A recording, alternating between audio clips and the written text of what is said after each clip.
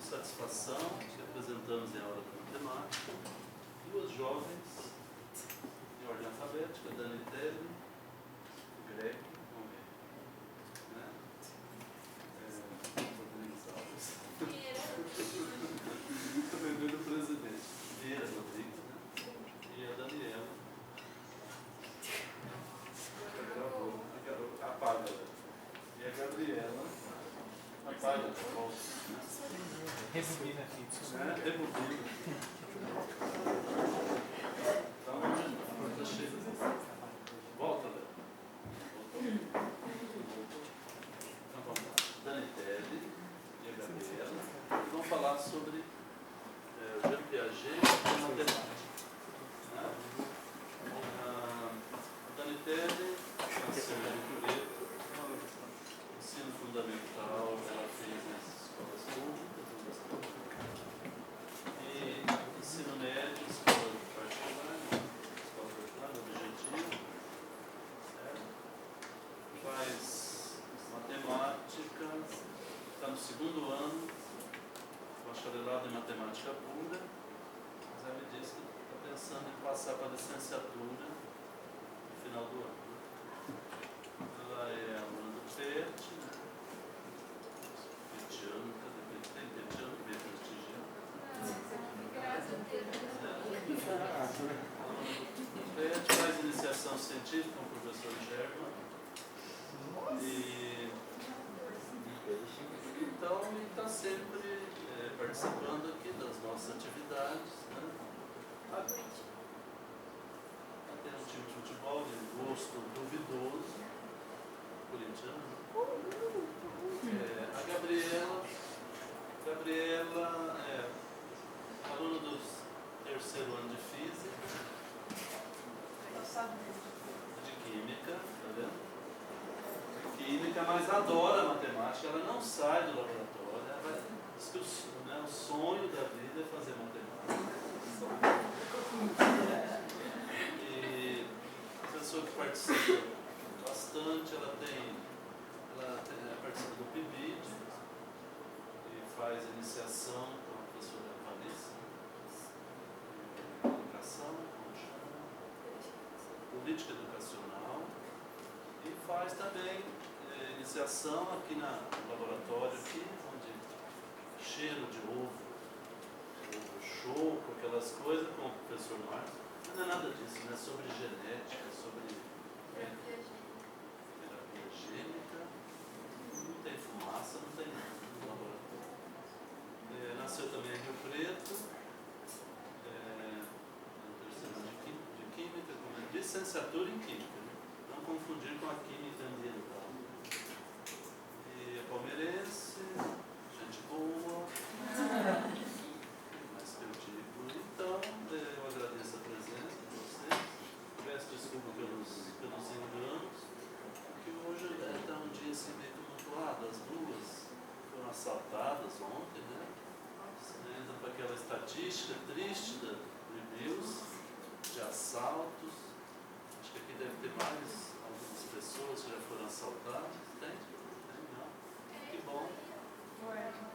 Já foi assaltado, então isso é uma coisa triste, vamos ver se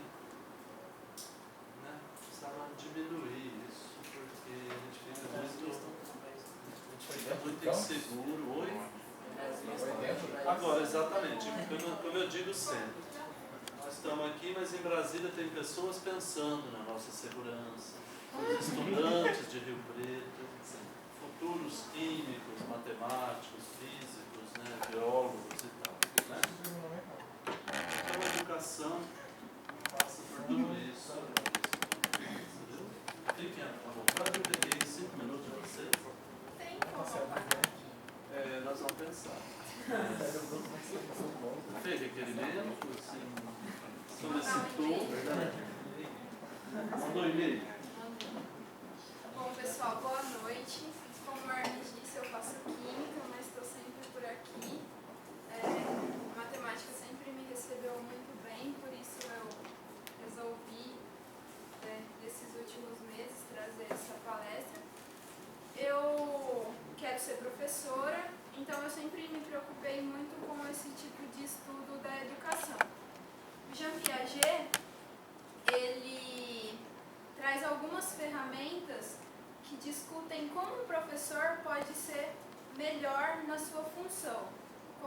pode levar o maior número de alunos ao aprendizado.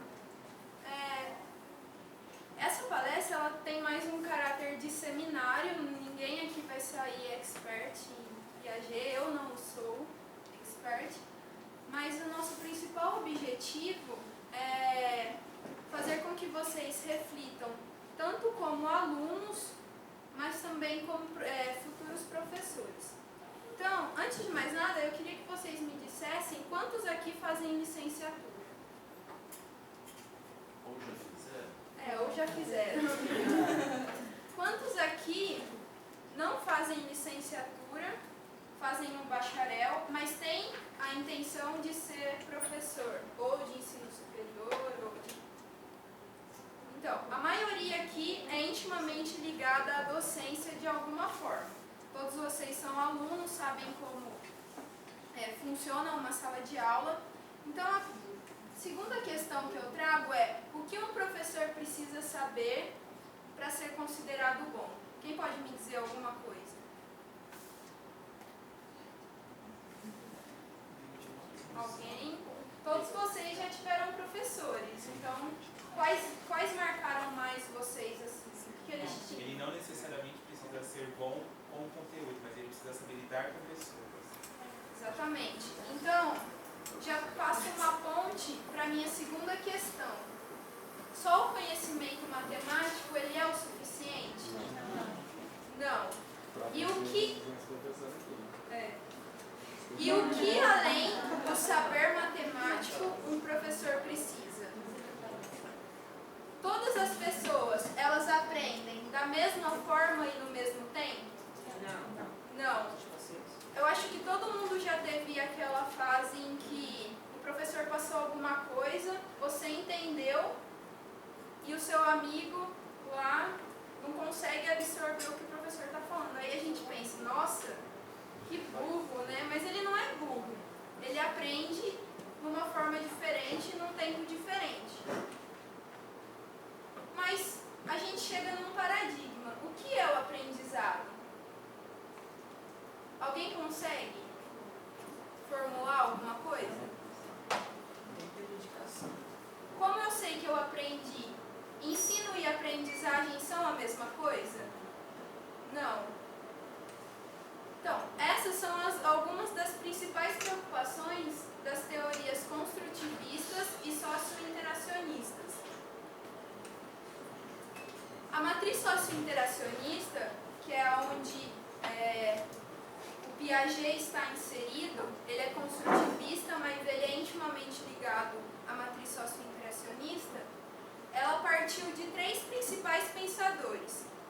O Jean Piaget, que é um suíço, o Levi Vygotsky, que é um russo que viveu durante a Revolução Russa, então todos os escritos dele só ficaram conhecidos depois que a Revolução acabou. E o último é o Henri Vallon. Ele é um francês e ele deu o que faltava para as teorias do Jean Piaget e do Vallon, do Vygotsky.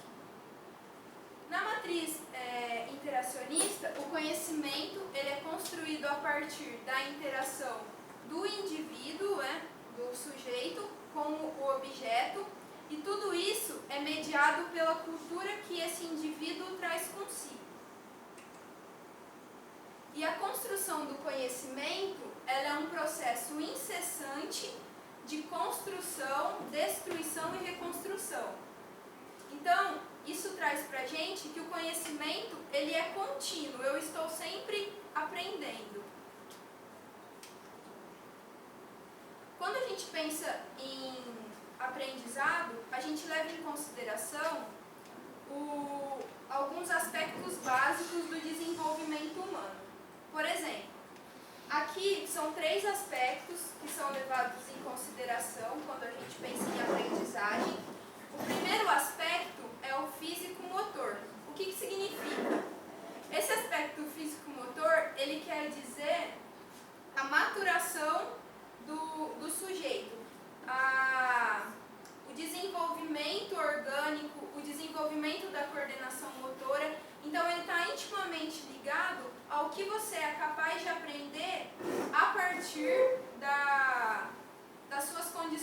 motoras e sensoras.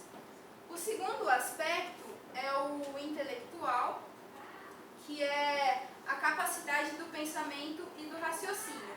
Aqui ele traz um exemplo para desenhar um pouco o que isso significa, que é, por exemplo, uma criança brincando ou então um adolescente planejando os gastos a partir da sua mesada. O terceiro aspecto é o afetivo emocional, que é, resumindo, todas as coisas ligadas à sensação do indivíduo. E por último, os aspectos sociais, que são relacionados à socialização da criança e o que ela traz consigo. Deixa eu só voltar. Todos esses aspectos, eles ocorrem incessantemente e eles funcionam dialeticamente. Ou seja, eu posso passar por mais de um desses aspectos ao mesmo tempo. Não necessariamente eu paro um para começar o outro. Não é um... Mas é interessante a gente conhecer isso, porque a gente potencializa o aprendizado de acordo com qual aspecto a gente está levando em consideração da criança. Se a gente fosse falar de todos esses pensadores, então precisaria de mais umas 3 horas, né? Então a gente trouxe o Jean Piaget. Então quem foi ele? Ele nasceu em 9 de agosto de 96 em Neuchâtel, que é um dos cantões da Suíça, né? Cantão é tipo um estado.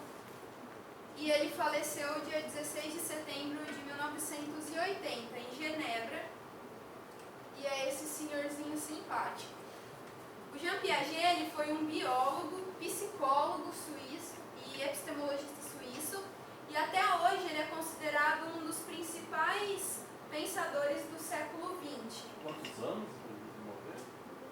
Ele tinha 84. 84. Hein? Ah, tá. Não, ele tinha 84 quando ele morreu. Agora, no ano que vem, em agosto, ele faria 120 anos se ainda fosse vivo. Né? Bom, o Piaget ele é considerado o propositor da epistemologia genética. O que aconteceu? O Piaget, quando ele era criança, ele queria ser cientista. Ele decidiu ser cientista, né? Citam na biografia dele.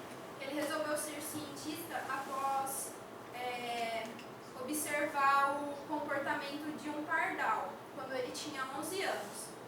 E a biologia, que foi o que ele se dedicou inicialmente a estudar, é o que ele usou para explicar a epistemologia. A epistemologia é o estudo do conhecimento. Se a gente pensar etimologicamente, epistemo, conhecimento, e logia, estudo. E nesse estudo, eles acreditam que o conhecimento ele é construído pela interação do sujeito com o meio, ou seja, está inserido dentro da matriz socio-interacionista. E a inteligência é algo dinâmico e contínuo. Então eu sempre vou estar em desenvolvimento, a partir das estruturas cognitivas que eu já trago comigo. É importante pensar que nesse modo de ver o mundo, de ver a aprendizagem, o aluno ele não começa a aprender a partir do momento que ele entra na escola. O aprendizado dele começa muito antes da idade escolar, porque ele já traz consigo uma vivência muito maior. O Vygotsky, em comparação com o Piaget, tem a visão seguinte: como o Piaget era biólogo, ele acreditava que o desenvolvimento vinha primeiro que a aprendizagem. Então, primeiro eu desenvolvia algumas estruturas cognitivas que me levaria à aprendizagem por meio de mediação. O Vygotsky, ele também acreditava na interação do sujeito com o meio. Só que ele dizia que a aprendizagem é que levava o indivíduo ao desenvolvimento. O Henri Vallon, ele vem aqui e fala: sim, eu acredito que o aprendizado se dá pela interação do sujeito com o meio. Mas ele colocou um ponto essencial, que é a afetividade. Que ele fala que a afetividade é o primeiro passo que leva a criança a querer aprender. Então, bom, pensando nesses conceitos, o Vygotsky, dentro da epistemologia genética, elaborou alguns conceitos importantes acerca do processo de aprendizagem. O primeiro conceito é o da equilibração, que é quando eu tento equilibrar o que de novo eu estou aprendendo. O segundo é a assimilação, que seria eu conseguir relacionar o que eu aprendi com o que eu trago comigo, ou seja, os meus conhecimentos prévios. E o último é a acomodação. Chega um ponto em que as minhas estruturas cognitivas já não conseguem mais captar o que eu estou aprendendo. Então eu desenvolvo novas estruturas cognitivas, que seria a acomodação. Então, desse ponto de vista, o conhecimento ele está sempre em construção, então ele é construtivista. E dessa forma, o papel do professor é criar um ambiente que possibilite ao aluno, como eu posso dizer, possibilite ao aluno que ele esteja sempre nessa busca pelo aprendizado. O Piaget, ele defende muito a ideia de que a gente só aprende fazendo, ou seja, a ação gera o conhecimento. Então, o professor ele tem que ser capaz de gerar um ambiente com essas possibilidades de que o aluno construa sozinho o conhecimento, com a ajuda do meio em que ele se encontra. Além disso, é importante frisar que o aluno que ele está formando deva ser sempre crítico e criativo. Bom, é isso. E por último, um conceito importante é a valorização do erro. Todo mundo já percebeu que a gente guarda mais os nossos erros do que os nossos acertos? Todo mundo lembra de algum erro que cometeu e que isso gerou uma vontade de consertar, né? Então, tem um filósofo brasileiro, que é o Mário Sérgio Cortella, que ele fala assim: o erro é o resultado de uma busca, e só erra quem busca. Então, não é para que a gente... isso faz com que a gente pense que não é para incentivar o erro, mas é mostrar para o aluno que o erro é apenas um começo para uma nova busca para o acerto. O que a gente vê muito na escola é que os professores não conseguem utilizar o erro a seu favor. O aluno errou, pronto, acabou, vamos partir para outra. Não, a ideia é que você saiba usar o erro a seu favor.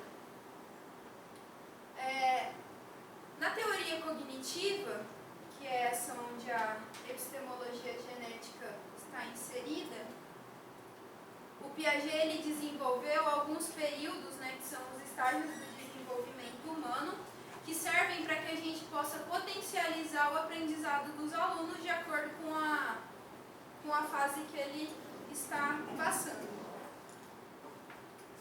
Então, essa questão do erro, não é Piaget mesmo que ele cita, que ele fala, existe lógica no erro. Sim, E é essa questão que você tem que trabalhar.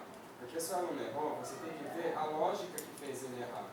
Porque esse erro que ele cometeu tem algum pensamento atrás que fez ele chegar nele. E esse pensamento atrás está trabalhando, está construindo, como que fala?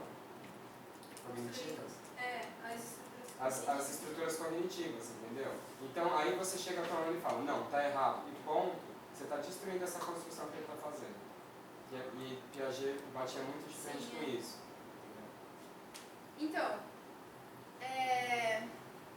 esses estágios, eles são importantes porque você conhecendo por qual estágio o aluno está passando, você começa a trabalhar de uma forma diferente. Por exemplo, o primeiro estágio é o sensório motor.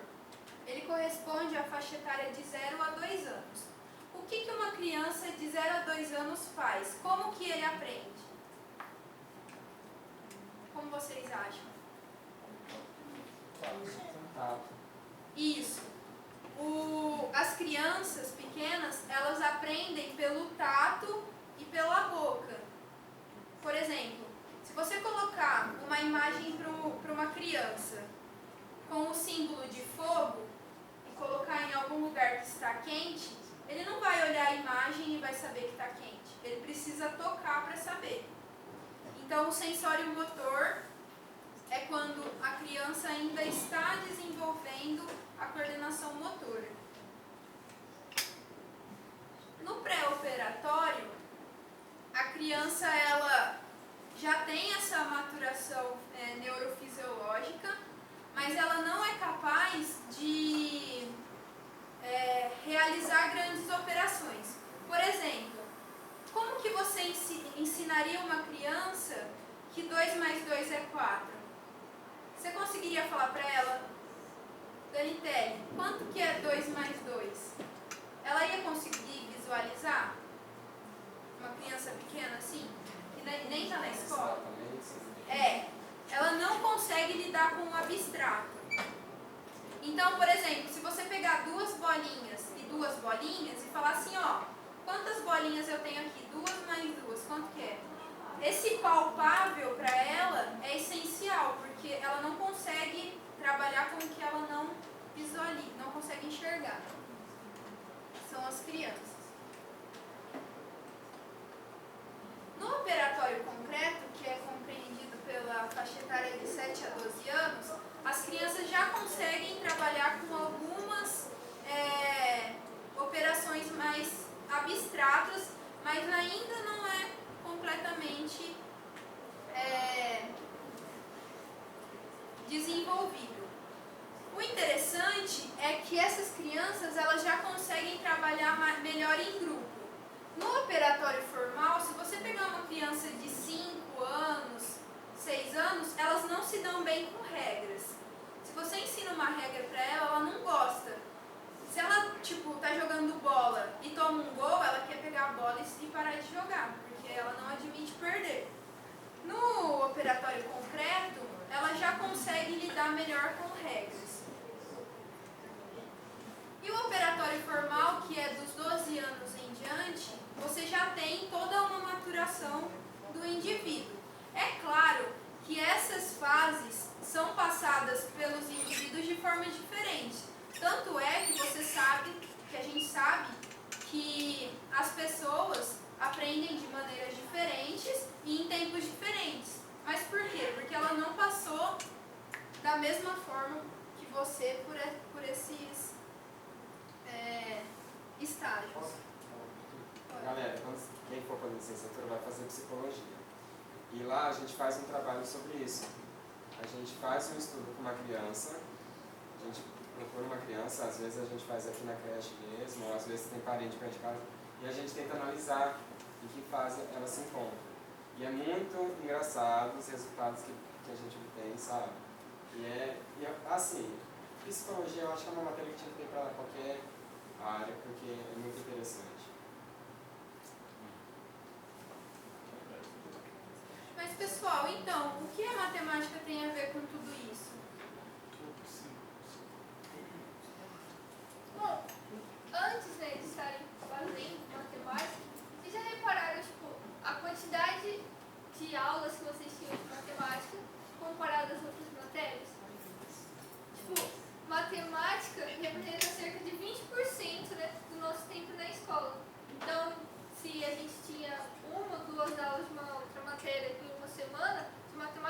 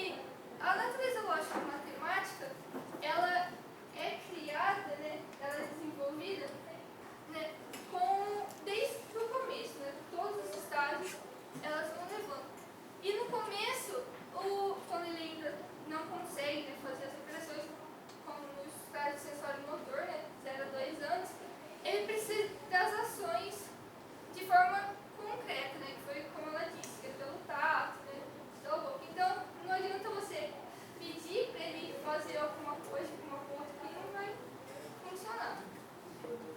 E depois vem o pré-operatório, que começa a aparecer as operações, só que ainda de forma concreta. Então não dá para você pedir, escrever 2 mais 2 é igual a quanto, né? E depois, e aí ele também tem que trabalhar com objetos concretos. E depois então que ele consegue pensar de forma mais abstrata, né? Que ele já não precisa mais dos objetos concretos, né? Que é o pensamento abstrato ou formal. E aí tem uma frase muito boa do Freire que diz assim: não temos de dizer que não existe validade no ensino, em que não resulta um aprendizado em que o aprendiz não se tornou capaz de recriar e de refazer o ensinado.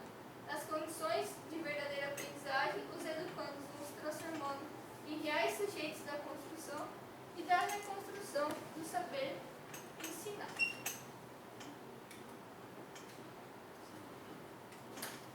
Vocês conseguem visualizar, depois de tudo, a importância da gente conhecer o aluno? Você conseguiria, por exemplo, desculpa que eu não sou matemática, mas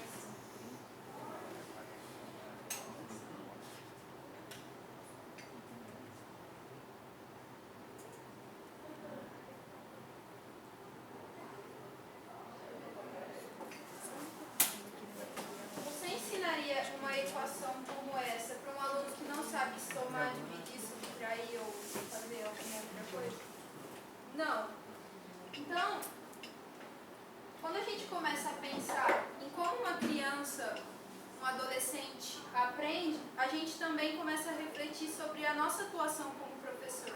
Isso é de extrema importância, porque faz com que a gente potencialize o aprendizado dos nossos alunos. No texto que a gente mais usou como base, eles falam que a aprendizagem é você assimilar as estruturas cognitivas, aquilo que você está aprendendo. Mas só isso é aprendizagem? Alguém conseguiria falar, não, é só isso? Eu não consigo. Para mim, essa aprendizagem é uma definição muito vazia do que é aprender. Aprender é só repetir? Aprender é só eu saber resolver um problema? Eu acho que a aprendizagem está muito além disso. Só para terminar, a gente achou legal essa frase, que é: a matemática ela tem urgência em ser ensinada como instrumento para a interpretação das coisas que rodeiam nossas vidas e o mundo, formando assim pessoas conscientes para a cidadania e a criatividade, não somente como memorização, alienação e exclusão. É necessário e possível modificar esse enfoque atual do ensino de matemática, garantindo um currículo que favoreça a construção do pensamento lógico-matemático das crianças através de sua ação e reflexão, considerando suas diferenças a partir dos estágios em que estão inseridas, cada qual com suas particularidades, mas todas em busca de algo em comum: aprender. É isso.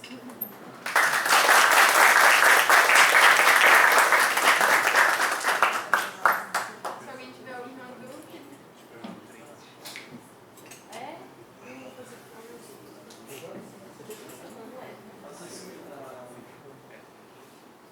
Eu acho que as escolas atualmente estão ainda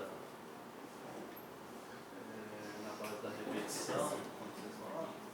Ah, sim, bastante. Mas hoje melhorou bastante, né? Olha, eu acho que na verdade ela tem piorado. Essas escolas que recebem o PIBID, o PET, alguma coisa, eles levam um ideal diferente para as escolas. Essa aproximação da escola com a universidade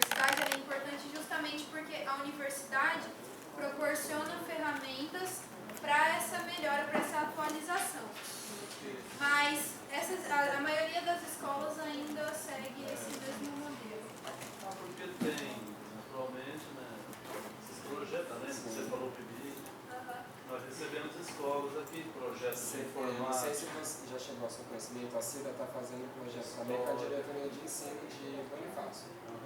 E o que eles promovem? Eles pegam o que está inserido na rede pública, que agora é aqueles caderninhos do demônio, assim, e tenta fazer um estudo crítico para construir uma abordagem melhor para os professores. O que os professores catam e fazem?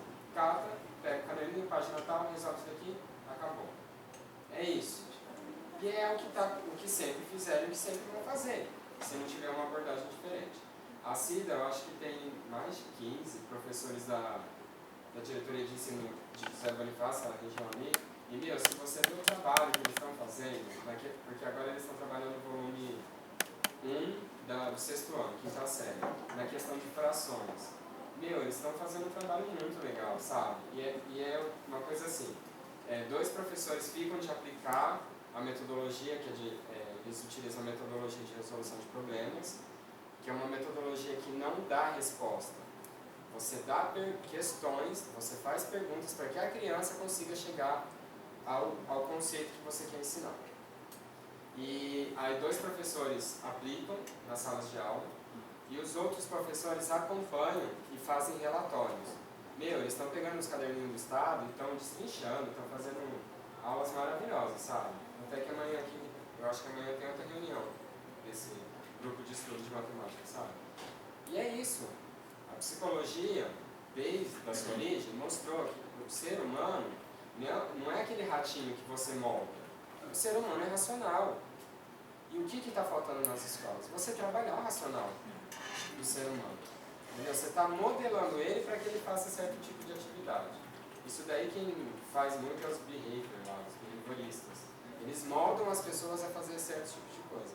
E professor bom é professor que não faz isso. É professor que faz o ser humano ficar crítico. E não crítico na matemática. Crítico de tudo. Faz pensar, sabe? Se isso funciona, por que isso funciona?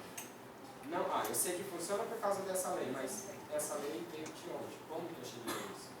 E isso, eu acho que, resumindo, é o professor ideal, que não sabe apenas o conteúdo, mas sabe explorar essa questão.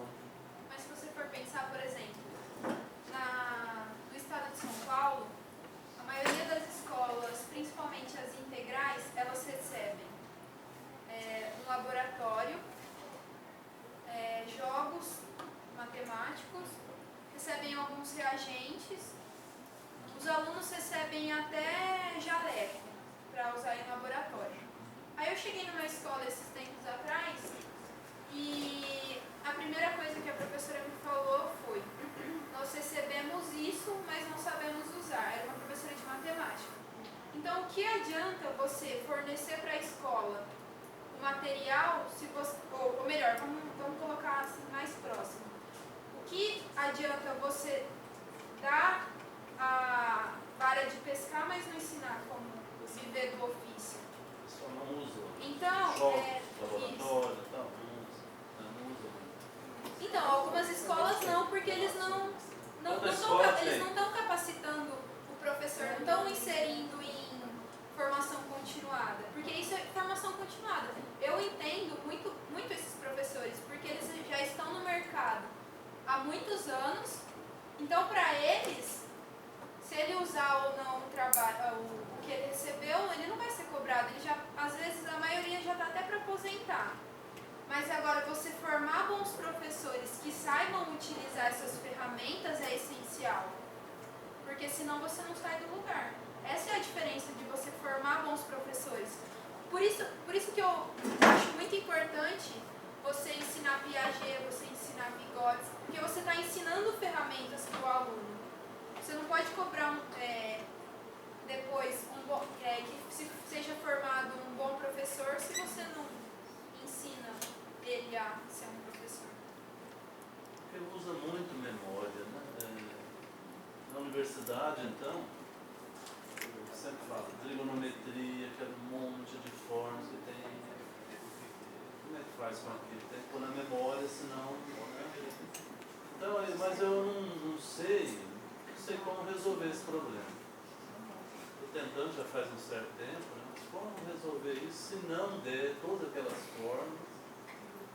que sugestão vocês têm? Como é que faria na universidade para não usar muito memória? Nós temos aqui alguns objetos, tá? O computador, mas não tem um momento que precisa da memória?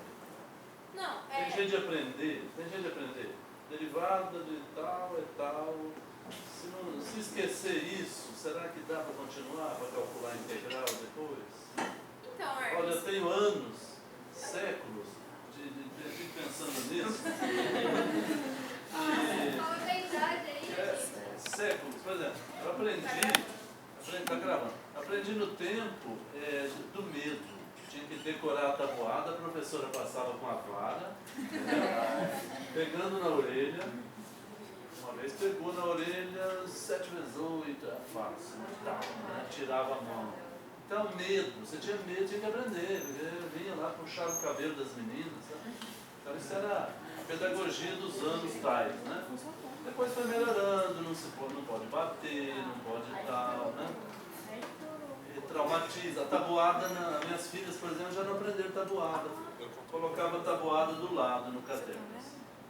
Então, 3 vezes 8, eu olhava lá para fazer as operações. Então, não sei como foi de vocês.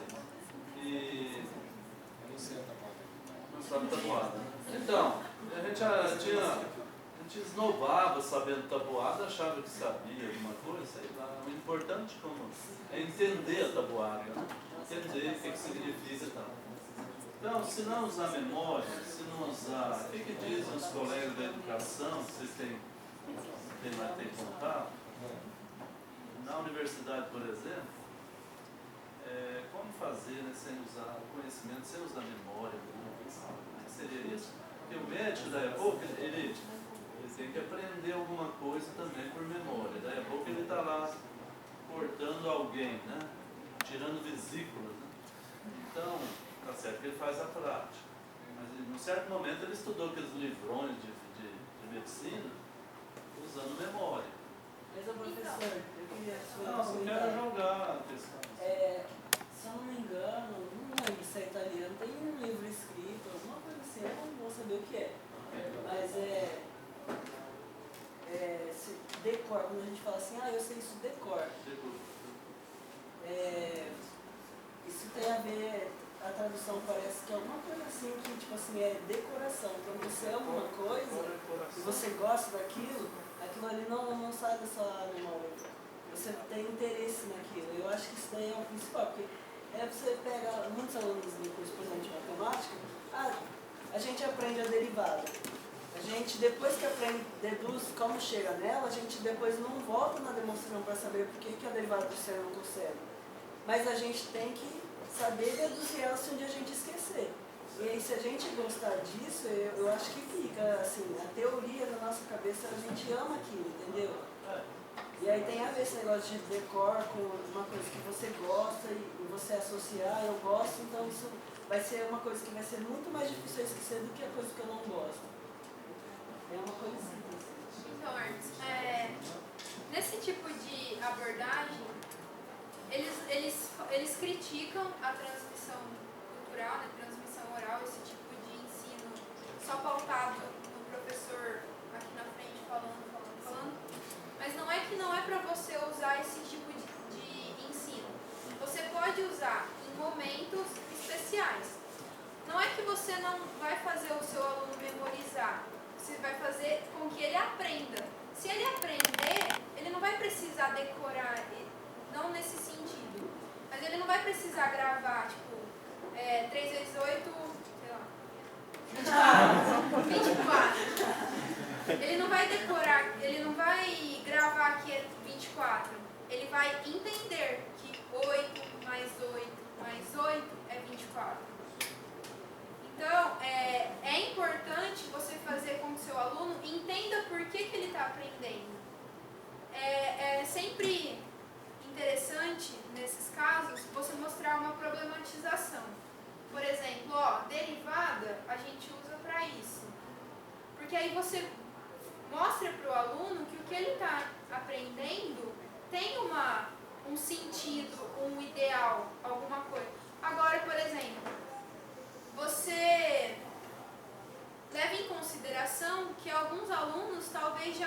vão usar uma coisa como essa. Por isso que derivada não é ensinado no ensino médio. Porque alunos de lá, sei lá, pode vender miçanga, pode... Oi, humanos? Podem fazer É assim. Você estava falando em relação à tabuada. Mas, por exemplo, eu acho que o decorar é uma forma também. Por exemplo, se eu te pergunto quanto que é 5 vezes 9, por exemplo, você pode saber que, porque você decorou, é um tal valor. Mas, tipo, na tua cabeça pode estar aquela impressão de 5 vezes 9 é 5 vezes o 9 somando 9 vezes. Mas tem coisas que a gente decorou para facilitar a nossa vida. Por exemplo, se você tem cálculo na química, se você for fazer uma integral, uma derivada, e às vezes quando você está somando lá, está fazendo polinômio, por exemplo, e aí você precisa elevar, tem coisas que você precisa fazer com rapidez, se você tiver uma prova. E aí você não vai ficar pensando que 5 vezes 9 é 5 somado várias vezes, entendeu? Então, muitas vezes, o decorar é uma forma de aprender. Porque se você decorou, você não vai esquecer. Bom, se você aprendeu de fato, você não vai esquecer. Então, eu acho que o decorar, muitas vezes, também é uma forma de aprender. Mas você falou uma coisa que é chave. Se eu precisar numa prova, a gente aprende só para fazer provas? Não, mas exatamente. Mas eu estou falando para você que nessa situação, Não, sim. Entendeu? Mas é porque, por exemplo, muitos alunos não têm esse raciocínio de que o 9 vezes 5 vezes o número 9 é isso. Então, você tem que mostrar para o aluno a lógica. É porque a discussão foi assim, que ele virou pra mim, eu falei, eu não sei tabuada. Aí falou, como que não? Eu falei, não. Igual, agora ele me perguntou, 7 vezes 8. Alguém sabe aqui de cor? Tá. Sabe o que eu fiz? Sabe o que eu fiz? 7 vezes 7, 49, mais 7, 56. Isso é tabuada para mim. Só que olha, o raciocínio lógico que eu estou utilizando. Se você chegar para um aluno que não tem essa matemática construída na cabeça, você não faz sentido para ele. Decorar, ele vai decorar, ele vai saber esses resultados. Mas se você fizer 12 vezes algum número, Você Então, faz 10, depois mais 2 vezes e soma. ele não tem esse raciocínio lógico. Porque uma vez eu fui aplicar isso que você fez numa sala, os alunos fez assim. Nossa, professor, não acredito. Eu falei, é só somar a tabuada do 10 com a tabuada do 2. Eles não têm esse raciocínio. Entendeu? e também, Ana, você falou que ele decora, depois ele aprende. Eu, utilizei 1000 fórmulas no meu ensino médio, que hoje eu não sei nenhuma. Que eu só decorei, mas tabuada, até hoje, às vezes eu paro assim na prova e eu começo. Sexta, Mas isso envolve muita coisa, não só matemática, né? Por exemplo, história. Ou geografia, história, data, essas coisas, tem muita coisa que Não, se você aprende, ele não. Você pode memorizar, mas não é pra ser tipo uma escola que seja só memorização e tudo. Entendeu? O professor tem que questionar, o professor tem que fazer o aluno pensar. Não só jogar. Dos motivos pelos quais eu sou tão envolvida com a matemática é porque os meus alunos de química têm dificuldade em matemática. Não, eu gosto. Eu tinha melhores notas em matemática do que em química. Mas, por exemplo, você vai ensinar concentração para o aluno. Se ele não sabe multiplicação, ele não faz nada. E essa é a maior dificuldade dos alunos, eles não sabem operações básicas. Então, como que está sendo ensinado para um aluno lá no comecinho as multiplicações? Então, essa é a reflexão que tem que ficar, que tem que ser feita. Porque o problema está no começo.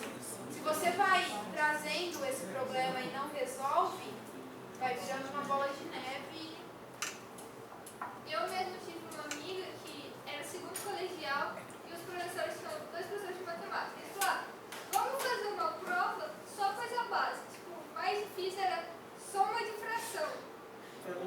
A galera, tipo, foi todo mundo super mal. Tipo, o que eles erravam nas provas não era tipo uma fórmula, alguma coisa. Eram essas contas básicas, entendeu? Mesmo, eles já em escola particular, mas mesmo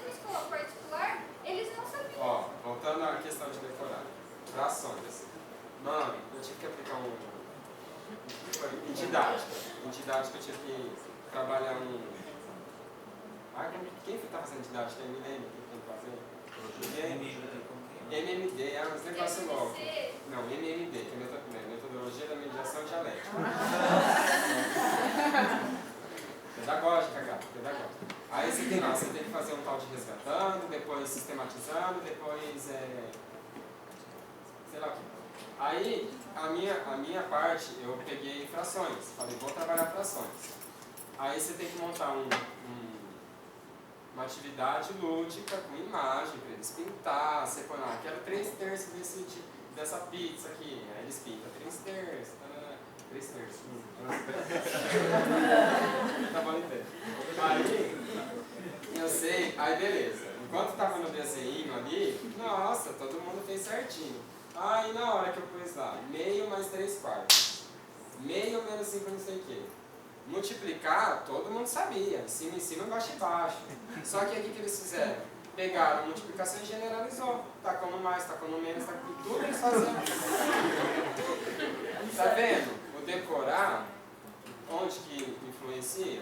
Nossa, a parte de soma, subtração, eu acho que a divisão, nem lembro o que fizeram a divisão, acho que eu já arriscava falando, não quero nem fazer essa coisa. Mas multiplicação todo mundo acertou. Agora o resto foi um caos. E é a questão de decorar. Fazendo um gancho no que ele disse, isso daí é um vazio que a gente traz, por exemplo, muito aluno do curso de matemática, de química, de física, quando vai fazer cálculo, por exemplo, eles têm esse problema com... Mesmo, tipo assim, tem muita gente, tipo assim, sabe fazer às vezes uma função, sabe fazer gráfico, fazer tudo. Aí, fala assim, como que divide essa fração? Esquece como que divide a fração. Não, é verdade. Umas coisas tão simples que não foi firmado no ensino médio, às vezes atrapalha muito na aula de cálculo, porque a professora não vai parar para te ensinar uma fração. E outra coisa é potência, às vezes não sabe que quando está a mesma base, você pode somar os expoentes. Essas propriedades que você teria que ter no ensino médio bem firme, te atrapalham depois na aula de cálculo. Eu acho que esse é o maior problema. Tanto que por isso também que a gente faz aquela atividade, né, agora no começo do ano, pelo menos, porque nós tinha muito mais Então, resistência. você falou dos desenhos. Nessa atividade, acho que foi a Flávia e a Evelyn que trabalhou com os desenhos, com a gente, em fração. Eu já não consegui entender com os desenhos. Eita! Eu só consegui entender Também é fazendo... um intervalo bem discreto, é um ponto lá fora. Eu não conseguia entender com os desenhos.